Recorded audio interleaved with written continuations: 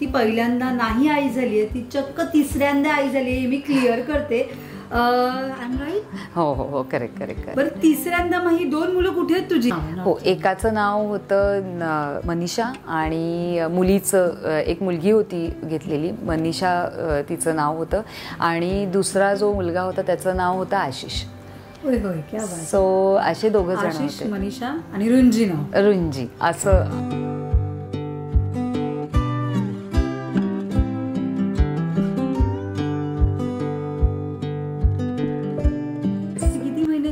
तेव्हा 2.5, आताच 15 दिवसांपूर्वीची गोष्ट आहे, अगदीच 15 दिवसांपूर्वीची गोष्ट आहे. सो ती 2.5 म्हणजे आता 3 आहे. बारसं पण नव्हतं झालं तेव्हा, बारसंही नव्हतं झालं. घेऊन शूटला गेल्या, Yes, म्हणजे कशी आई आहे ही. आणि काही नाही झालं तर मी आणि तेजस पहाटे 5:30 वाजता गाडी काढून बाहेर फिरवायला. सो ते म्हणतात ना की लक्ष्मीच्या पावलांनी यावं, तर तसंच ती लक्ष्मीच्या पावलांनीच आली आहे. हो, मी म्हटलं जर मला मुलगी झाली आयुष्यात पुढे केव्हा कधी, तर मी नाव ठेवेन ना रुंजी, चालेल ना, चोरलं नाव तुझं? तर ती बोलली हो, म्हणजे काय, ठेव की. नमस्कार मित्रांनो, मी पूजा बोरकर, हंच मीडियामध्ये तुमच्या सर्वांचं स्वागत आहे. सो आज आपल्याबरोबर तुमच्या सर्वांची लाडकी शर्मिष्ठा राऊत आपल्यासोबत आहे. आणि मुळात म्हणजे ती पहिल्यांदा नाही आई झाली आहे, ती चक्क तिसऱ्यांदा आई झाली आहे, मी क्लिअर करते. I am right? हो हो हो, करेक्ट करेक्ट. बरं, तिसऱ्यांदा मग ही 2 मुलं कुठे आहेत तुझी? खरं काय आहे की मी बऱ्याच NGOज असू देत किंवा अनाथाश्रम असू दे किंवा प्राण्यांसाठी सुद्धा बऱ्याच संस्था असतात, त्यांना मी अटॅच असते. ही गोष्ट मी आजपर्यंत कधीच कुठेही बाहेर सांगितली नाही. मी माझं काम करत राहिले. कर्म कर फल की इच्छा मत कर, या झोनला मी तिथे होते. पण हे कधी कधी सांगणं खूप गरजेचं मला असं वाटायला लागलं की आफ्टर 15-16 वर्ष की आता हे सांगायला पाहिजे, कारण ह्याचा अवेअरनेस लोकांमध्ये येऊ दे. संस्था कोणत्यात बऱ्याच लोकांना काम करायची इच्छा असते, पण त्यांना राईट पाथ मिळत नसतो. कुठे जावं, काय करावं, आपण जे काही पैसे देणार आहोत त्याचं योग्य वापर केला जाणार आहे की नाही, का ती माणसं त्या मुलांपर्यंत ती पोचवणारच नाही आहेत किंवा त्या प्राण्यांपर्यंत पोचवणार नाही आहेत, असं सगळ्या गोष्टी घडतात. तर माझं एक बालग्राम म्हणून बीडमध्ये एक संस्था आहे आणि तिकडे सुद्धा मुलं तुम्ही दत्तक घेऊ शकता. ती तिथेच राहतात, पण त्यांची जबाबदारी असते की किती असा एक महिन्याला 2,500 ते 3,000 रुपये खर्च असतो फक्त.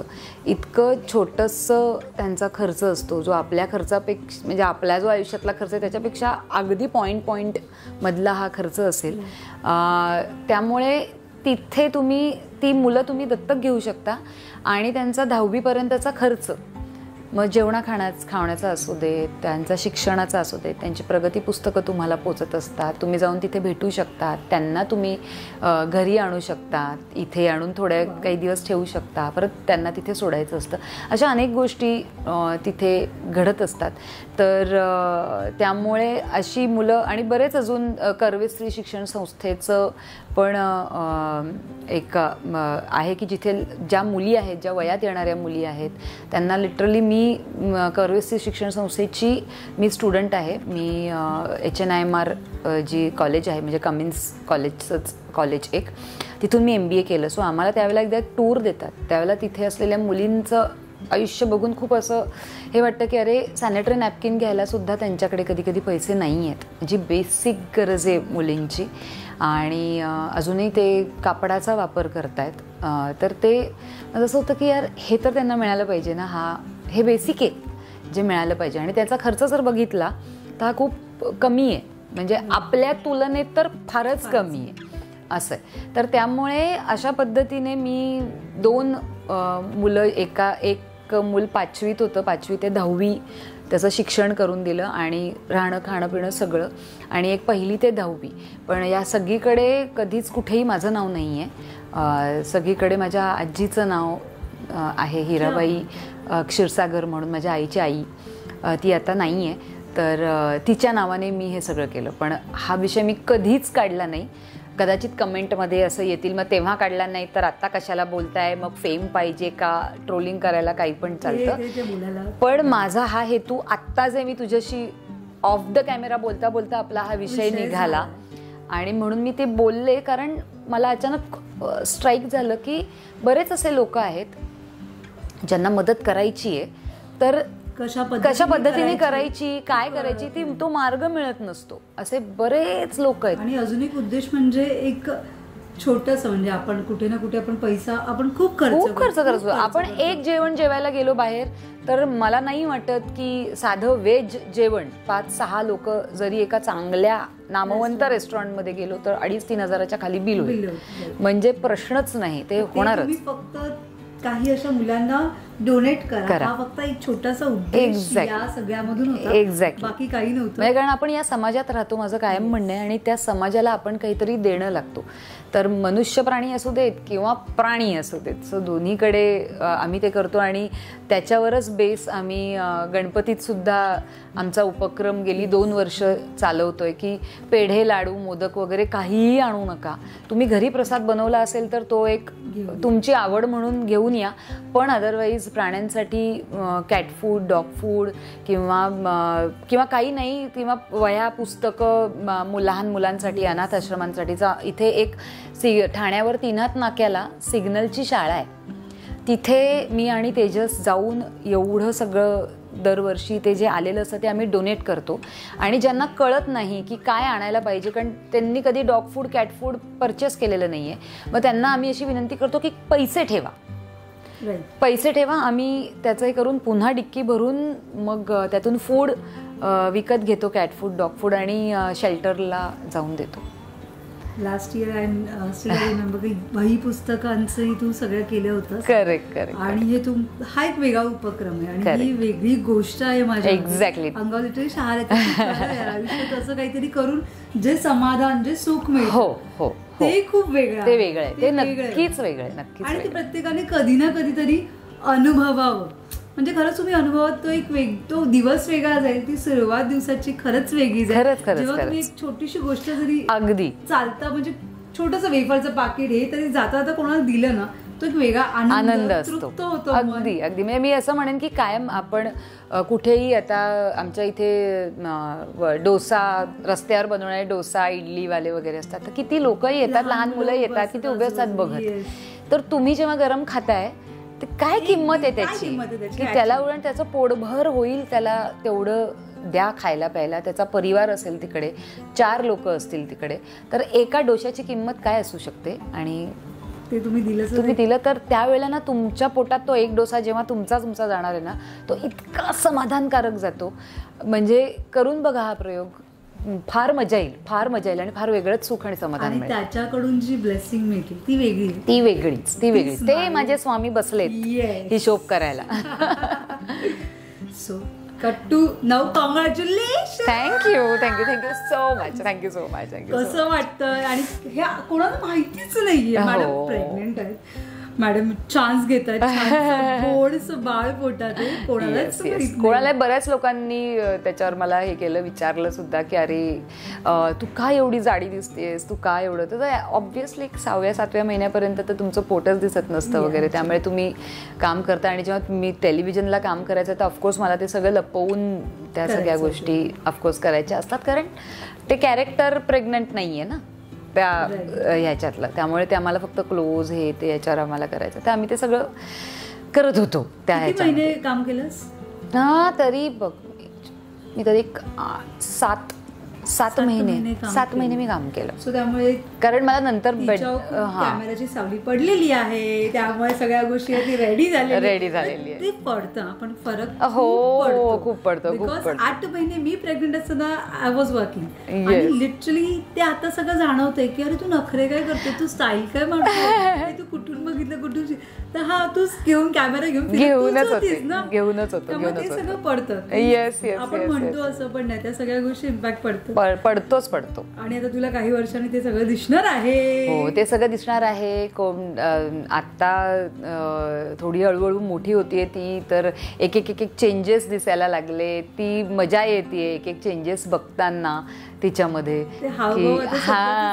हावभाव येणं, केस वाढणं, नख वाढणं, आता काही महिन्यांनी दात यायला लागतील जेव्हा येतील तेव्हा, तर ते सगळं दॅट इज फेज. एक एक एक एक मी ती अनुभवते. वेगळं म्हणजे मी कायम असं एक म्हटलं की मला सुकन्याताईचं एक वाक्य आहे की बाणपण होणं हे खूप एक वेगळं आहे, तर त्याच्यातच पण आहे, तो हा एक पण आहे घेतलेला जो ती कायम म्हणते.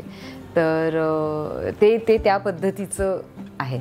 सो मला असं वाटतं की हे एक जे आपण नेहमी पुस्तकात म्हणतो की एक सौभाग्य आहे, पण ते खरंच एक खूप मोठं सौभाग्य आहे आणि जे तुम्हाला मिळतं.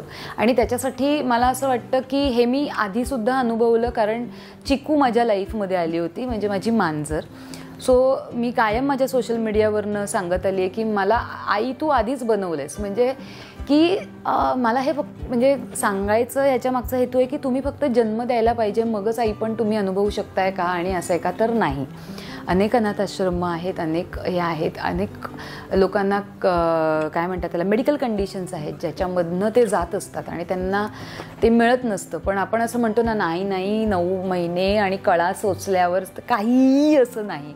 ते मूल तुमच्या हातात आलं ना, तिथेच तुमच्या हृदयाला जेव्हा पाझर फुटतो ना, तिथेच सगळं संपतं आणि आई पण तिथेच जन्म घेतं त्या गोष्टीसाठी. त्यामुळे हेही मी खूप ब्रॉडली नक्कीच सांगू शकेन की हां, आता तर जन्म देणं आणि हे करणं.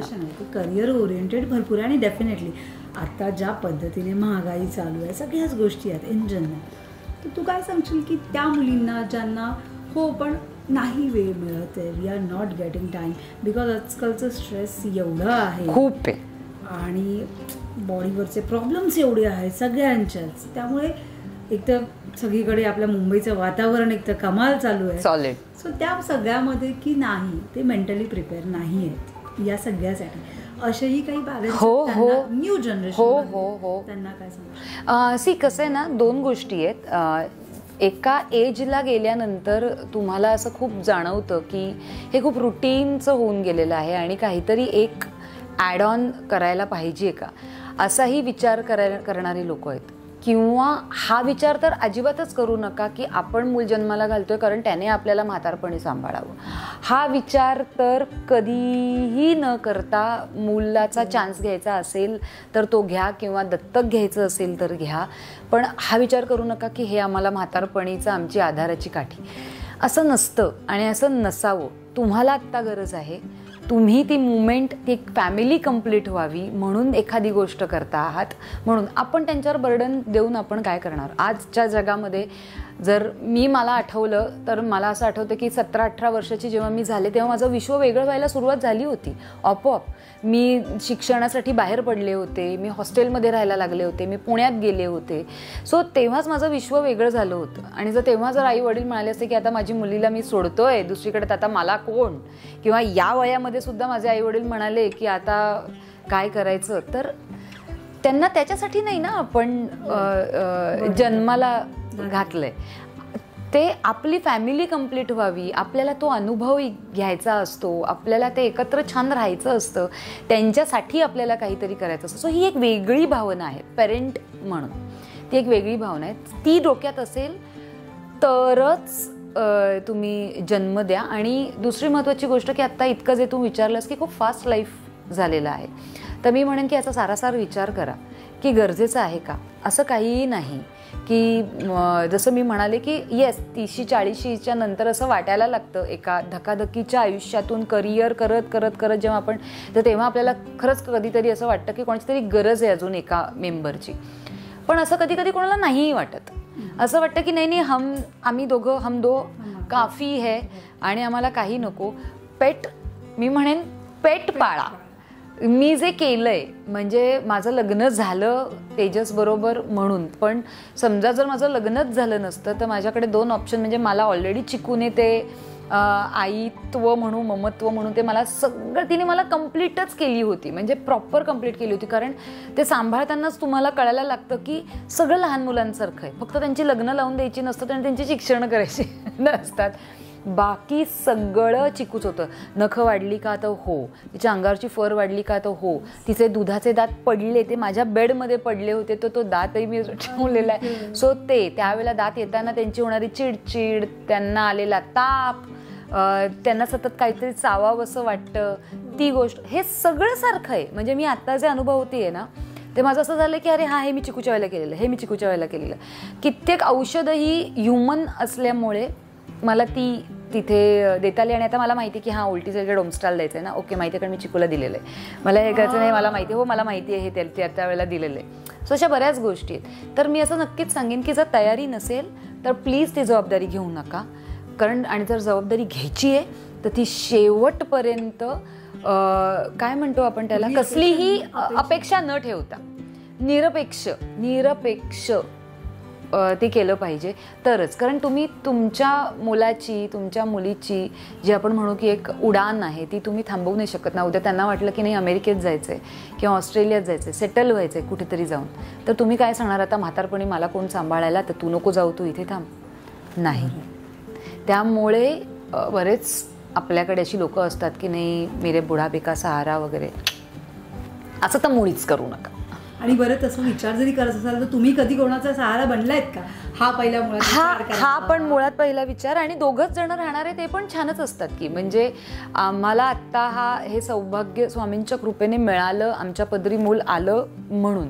पण नसतं आलं तर आम्ही काही असे डिप्रेस आणि बापरे आता आम्ही काय करू असं कधीच झालं नव्हतं. आम्ही आमचा मार्ग बी, आमच्याकडे प्लॅन बी रेडी होता. मग आपल्याला माहिती होतं की केवढं कमवायचं आहे, केवढं हे करायचं आहे, कधी रिटायरमेंट घ्यायची आहे, केव्हा जग फिरायला बाहेर पडायचं आहे. नाहीतर माझे बाबा नेहमी म्हणतात की जेव्हा चणे आहेत तेव्हा दात नसतात आणि जेव्हा दात आहेत तेव्हा चणे नाही आहेत, असं आहे. त्यामुळे आत्ताचं एज पण असं आहे की मग फिरा, मजा करा. आयुष्य तुम्हालाही एकदाच मिळालेलं आहे ना. नॉट नेसेसरी की समाजाने बांधून दिलेल्या सगळ्या गोष्टी त्या केल्याच गेल्या पाहिजेत, की लग्न केलंच गेलं पाहिजे, मग मुलाला लगेच लग्न झालं तर जन्माला द्यायलाच पाहिजे, मग चला 2 वेळेचे डबे भरलेच पाहिजे. कशाला? त्यापेक्षा आपण एवढं कमवूया की घरात एक काम करायला आणि स्वयंपाकाला बाई ठेवू शकू आपण, कारण आपल्यालाही आयुष्य एकदाच मिळालं आहे ना.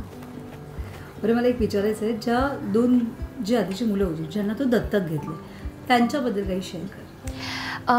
आत्ता ते त्यांच्या गावी आहेत, म्हणजे तिथे आहेत, तिकडे ते एकदम छान हे आहे. 10वीपर्यंतची जबाबदारी त्यांची होती आणि नाव दे आर व्हेरी हॅपी. आणि त्यांची नाव फक्त शेअर करू शकते? फक्त नाव? हो, एकाचं नाव होतं मनीषा आणि मुलीचं एक मुलगी होती घेतलेली, मनीषा तिचं नाव होतं.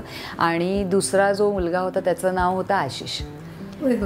सो असे 2 जण होते, मनीषा आणि रुंजी असं अशा याच्यामध्ये. चिकू तर आहे, चिकू तर आहे, चिकू सगळ्यांची मोठी आहे, चिकू सगळ्यात मोठी आहे. So this is your complete family. Yes this is my complete family. So आता त्यांचं ते करून ते सेटल आहेत आणि पुढे त्यांच्या शिक्षणासाठी ते कुठे बाहेर फिरतायत. त्यांचे आई वडील आहेत त्यांना. काही याच्यामध्ये असतं की त्यांना आई वडील आहेत, म्हणजे जी मुलगी आहे तिला आई वडील होते, त्यांची परिस्थिती नव्हती आणि मुलाला आई वडीलच नव्हते, अनाथ होते. त्यामुळे ती इक्वली सांभाळायची पद्धत कशी, म्हणजे घेऊन फिरावं लागतं?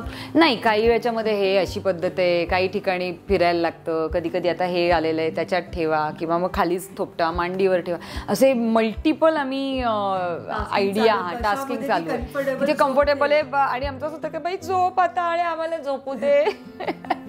पण ते काय ती पण दॅट इज फन, म्हणजे ती पण एक मजा आहे. म्हणजे हां, म्हणजे दिवसा बाकीची माझी कामं किंवा वर्क फ्रॉम होमच मोस्टली आत्ता सध्या तरी चालू आहे.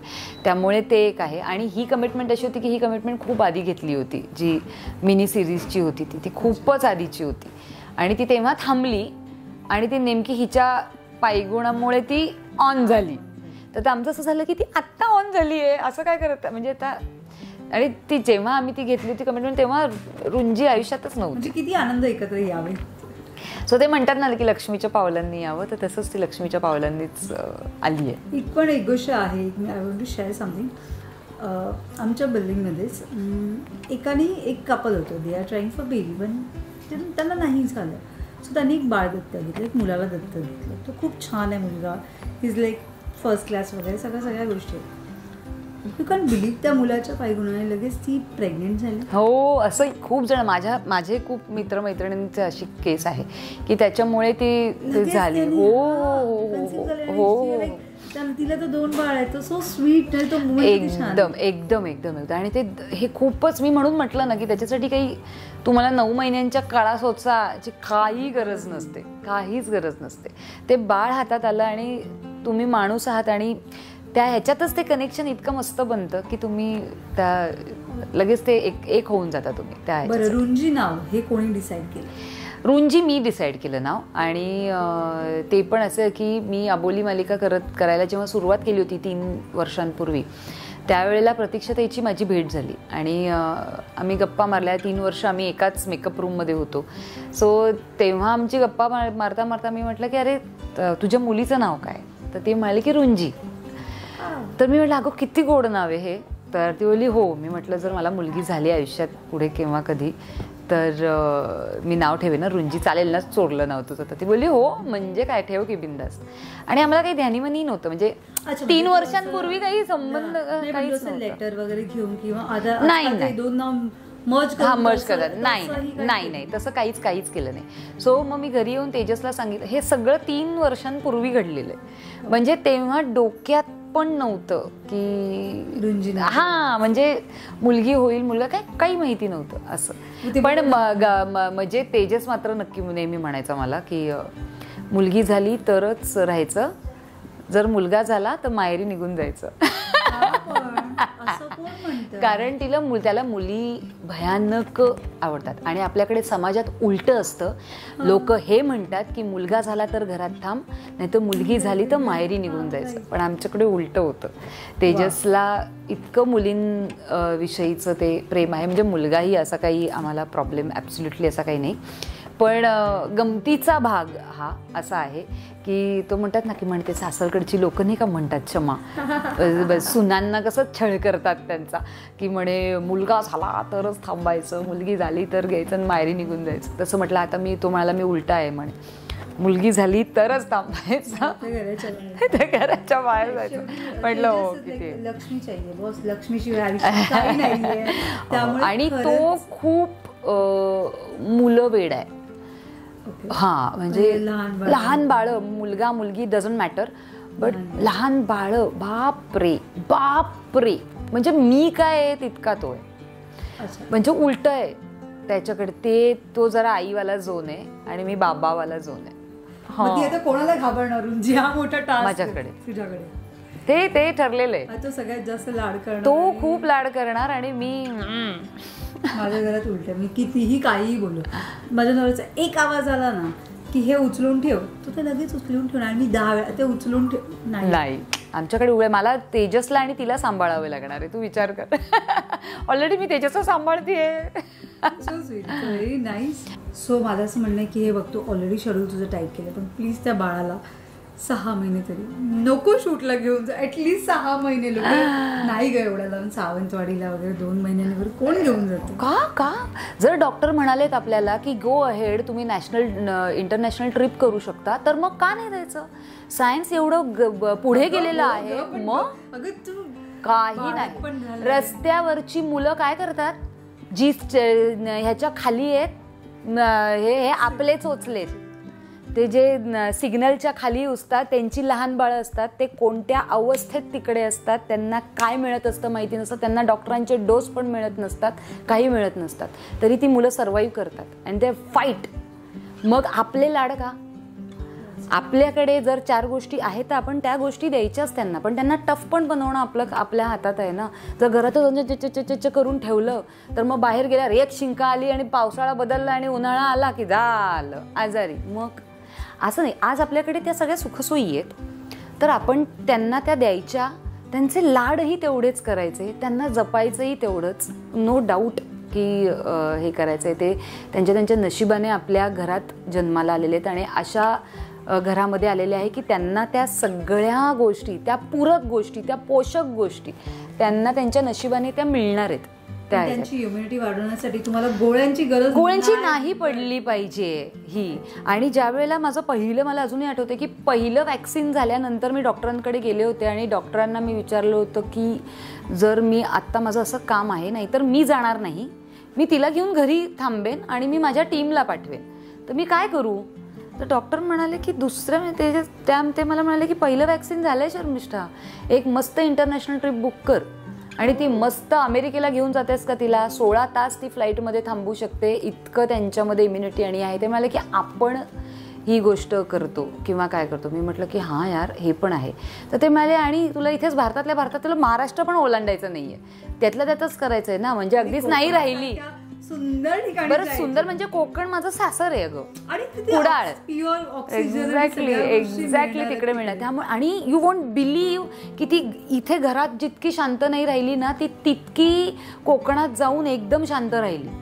पूर्ण मस्त एन्जॉय केलं. आमचे कुळदेव होते, कुळदेवी होत्या, सो आम्ही तिकडे जाऊन आलो, तिला तिथे घेऊन जाऊन आलो, तिला देवीच्या पायाशी ठेवून आम्ही छान 5 मिनिटं शांत बसलेलो होतो. ती तिथे एन्जॉय करत होती. म्हणजे इतक्या छान पद्धतीने ते एन्जॉय केलं. तिचं फर्स्ट फ्लाईट होतं.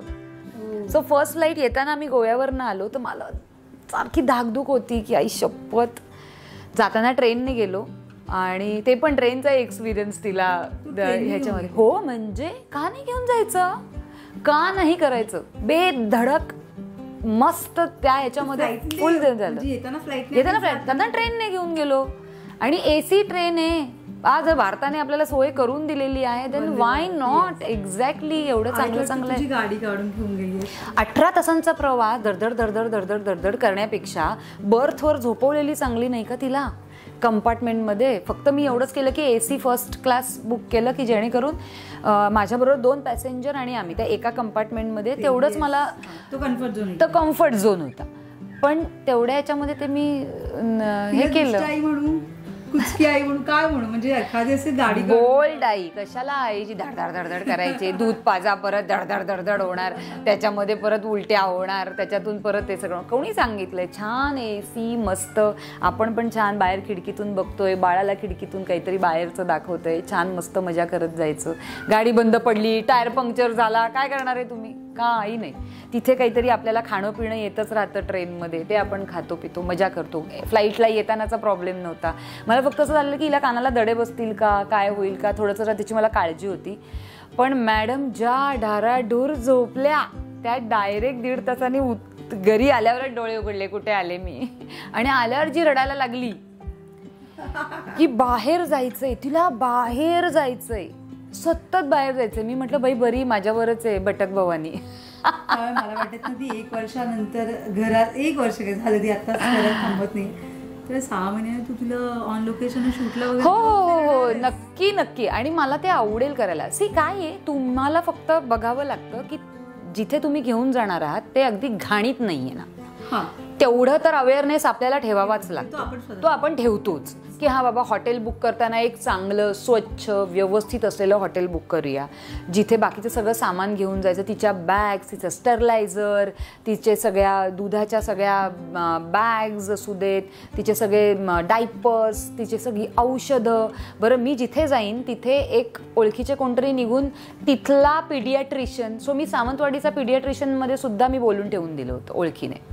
सो जर काही झालं तर इमर्जन्सी फर्स्ट एडला पहिलं धावायला लागणार आहे, तर ते कोण असणार आहे. सो तेही मी करून ठेवलेलं. सर मला असं वाटलं की जर तुम्ही उत्तम मॅनेजमेंट केलं ना आणि उत्तम व्यवस्थित सगळं व्यवस्थित केलं तर तुम्ही करू शकता. एकदा चेक तर करा तुमच्या बाळाची इम्युनिटी काय आहे.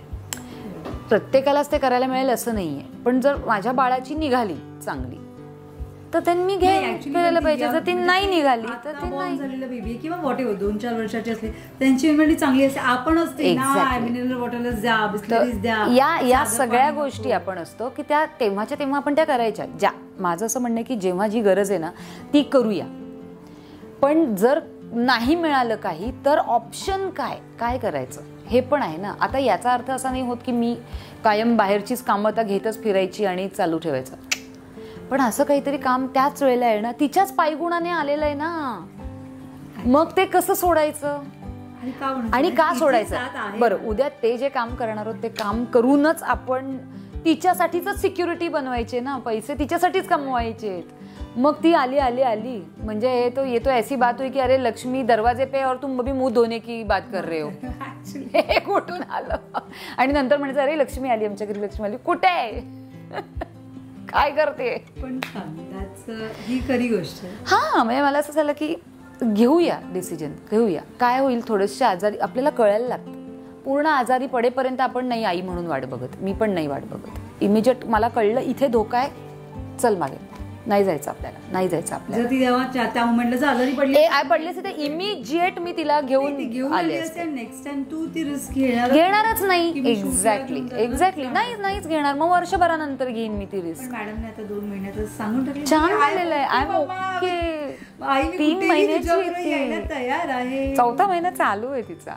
सो शी इज नाउ एकदम छान टणटणीत असं आहे. सो मच शर्मिष्ठा, वेळात वेळ काढून. आणि येस, ती आवाज म्हणजे थोडासा 2 मिनिटांसाठी आला पण हो ती परत शांत झाली. कारण तेच तर मी म्हणते. आणि दुसरं अजून बारीक व्हायचं असेल तर मूल जन्माला घाला. I am joking.